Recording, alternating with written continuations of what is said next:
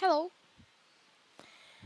here I have a Phoenix Studio Starter file which has exactly 777 lines of code, and here's a GUI file which has 693 lines of code. There's the library file, there's a settings file, and we even have the paraf file with our own paraf extension. Paraf stands for Phoenix App Terminal file. Yep.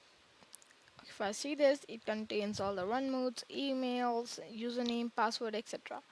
And by the way, the username and password are encoded within a format that allows lowercase letters only. Okay, so let's continue. I have started the Phoenix Studio Starter file, and by the way, you can just see how many files are there in this. There's like more files everywhere. Okay, as you can see, this terminal can exactly do anything.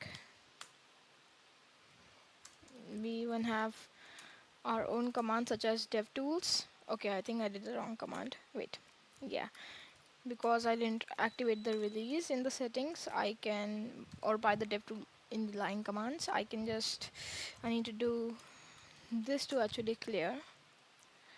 And now let's start the GUI. Here we go. I have started the GUI. It should appear every moment. Here we go. Yeah, first we need to sign up or either log in. I'm just gonna click sign up. Here you go. You can sign it up. By the way, this button has some issues. I don't know why it's acting kind of weird. This button takes you back to the initialization page, which means it takes you back where you can click on sign up and login.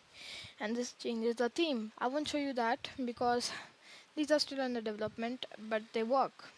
Yes, I'm just trying to make them more efficient because I always have to refresh the window and all. Okay, anyways, how does it work? I type my name, email, password. By the way, it has an email validator, and sign up button is currently disabled. I first need to write anything. As you can see, even after writing all the password and the password even same, it's both SS.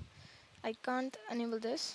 Even if I do dot and at the rate, it doesn't enable unless and until I put and proper email address, then it enables. And it's still in the development, but I can, after it's enabled, it doesn't disable back for some reason. I am gonna fix that real quick, but it's gonna be a little. But the thing is, I still can't sign up with this. As you can see, it says name and email should be valid and or not invalid or blank. And then it also changes to required. So you can't actually sign up with this, even though this button becomes enabled. You can't actually sign up with this. By the way, this directly goes to patf, and then it runs a command, which is terminal dash dash create file, and then it passes in all the things like the username, email. As you can see here, it's one, and basically what it does is create a patf file for with all encodation and stuff like that. So I'm just gonna close this for now.